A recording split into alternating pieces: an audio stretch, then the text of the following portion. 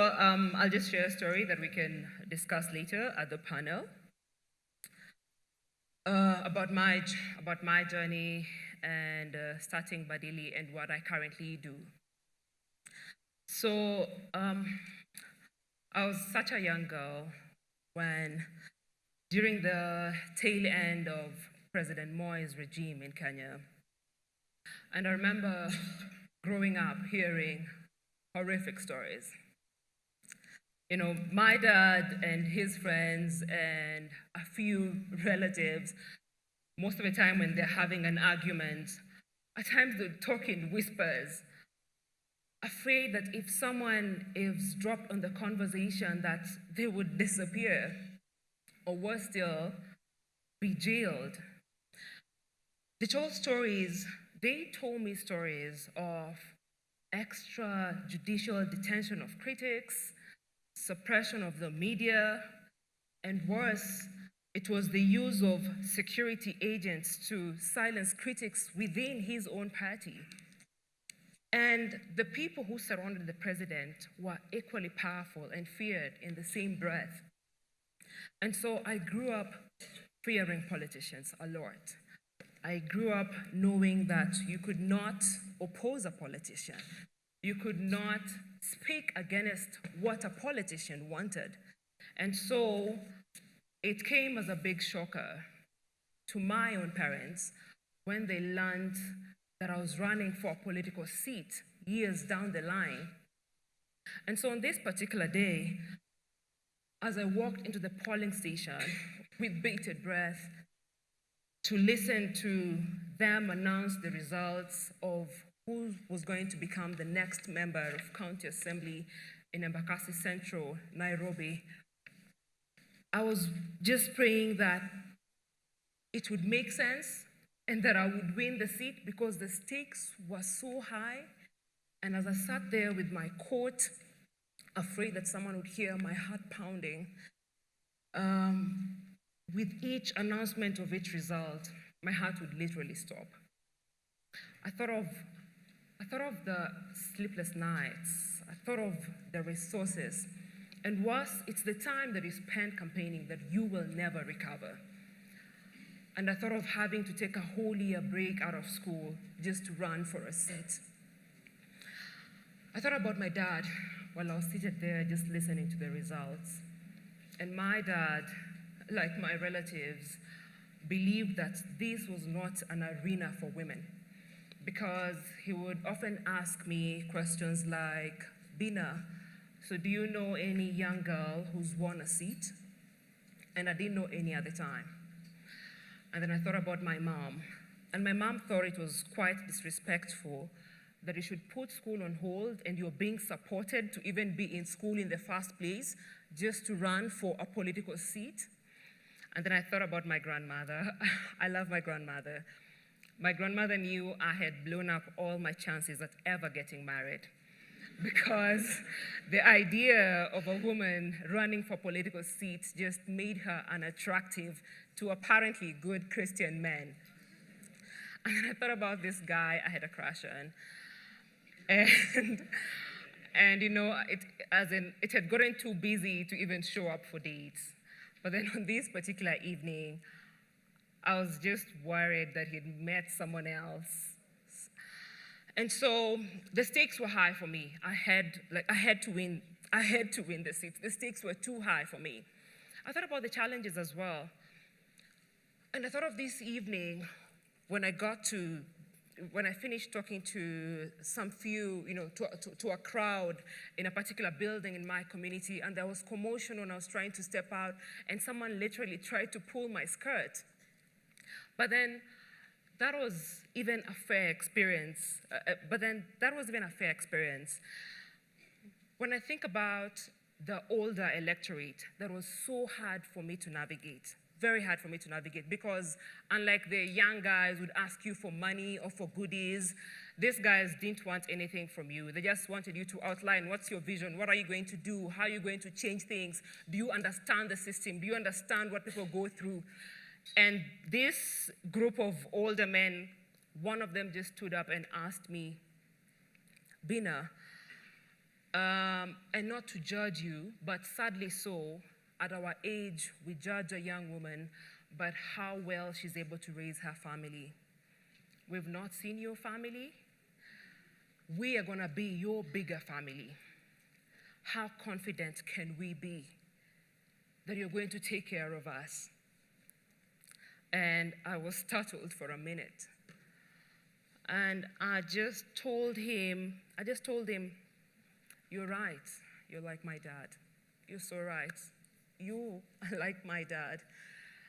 And like any parent, when you're at home, it's your kids that you send to the kitchen. It's your kids that you send around to run errands for you. I'm just asking you to send me to Parliament with your needs. I ran for this seat because I was tired of complaining. I was tired of majority of the women in my community who are small-scale traders, who eke a living out of washing other people's laundry, selling groceries by the roadside, selling their goodies by the roadside, and my mother was one of them. I was tired of the young girls. I'd be told their stories anytime I'd go to a high school or a primary school in my community who were dropping out of school because of early pregnancy, and I just worried that if they didn't get an opportunity to go back to school to learn all they need to so that they could lift themselves out of poverty, what would happen to them? I was tired of all the hopelessness I would read in the faces of young people I would see each and every day as I went to campus. And I knew that is the same fate that awaited me once I was done with campus. And that if we did not do something about this demographic dividend of young people below 35 years of age who are qualified, who are capable, but do not have any meaningful work to engage in, that if we did not tackle that demographic dividend, it would turn into a demographic disaster. I was worried and heartbroken when I heard that 2 of my friends who I grew up with were shot dead, only for me to learn later that they were in the list of the most wanted criminals. And I worried what would happen to their wives, because one of them, his wife was also a good friend of mine, because, we grew up together in the community. And I thought that winning this seat would help me create or make a small difference. And so by now, they had finished announcing results from all the polling stations, and I was not leading in any of them. And I remember walking out of the polling station. I was deaf to all the congratulatory messages. I was blind to all the texts people were sending saying, you know what, that was cool because you're battling against 12 people, so you're number 4. That was quite something. I did not want to listen to any of it because it didn't matter. If you're not number 1, then what difference are you gonna make? So it didn't matter whether I was number 2, whether I was number 3, whether I was number 5. It did not matter to me. What would I tell the person and the people who were supporting my education? If I could have made it to be number 1, that could have been something. So it didn't even if I was number 2, it didn't matter to me. And when I got to the house, I just fell on my bed and I cried my heart out. And for the next 1 month, tears became my food. I would not leave my bed because I could not believe all those people who are saying they're supporting you. And I just kept asking myself, how could they not see my sincerity? Because I have grown up in this community, I've been schooled in this community. How could they not see my sincerity? All those groups I visited, all those self-help groups my mother goes to, all the kids we studied with, all those sports groups that I would visit, how could they not see my sincerity? And so that continued. I fell into depression. I didn't know how I would write back to the person supporting my education to say, you know what, I just want to go back to school because I took a break and he knew I took a break. Even the wife knew, my uncle knew, because there were no reports to send back to them for a whole year. And so on this particular morning, I had routine mentorship, checkup. And I didn't feel like leaving my bed. And I just had to leave out of respect for my mentor. And I remember sitting down with my mentor, and we went through my plans, and I think my mentor knew not to ask me about how I felt and not to discuss politics precisely. And I remember him asking me, so Bina, is this the only way out? Like, is this your way out? So if you don't get these political seats, we are not gonna go ahead with our plans. So put down for me the things you wanted to do. Let's think through this plan. And as I began listening to him, it's like a light bulb went on my mind. And I began telling myself, we are actually 50 million of us in Kenya. And there is no Kenya, but just 50 million of us. And if you can change one person's understanding of how powerful a change agent they can be, if we can begin having impact on each other, more than money, more than titles, then I think we'll have changed the whole thing about leadership.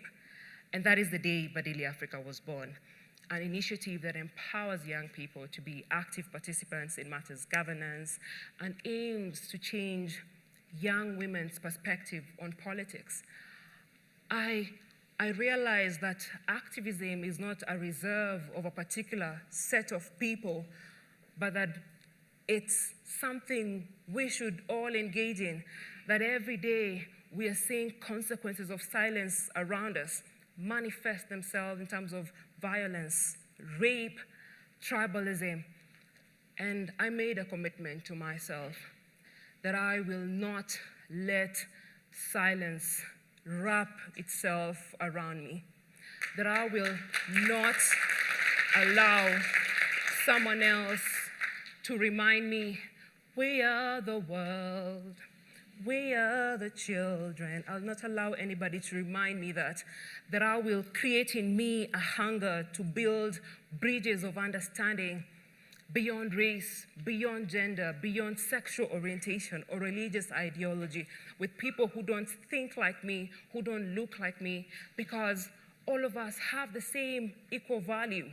It doesn't mean we agree, but that we are all family, that the most important office is not the office of the governor, it's not the office of the president, it's not the office of the women representative, it's not the office of the member of county assembly, that the most important office is the office of the citizen. Thank you very much.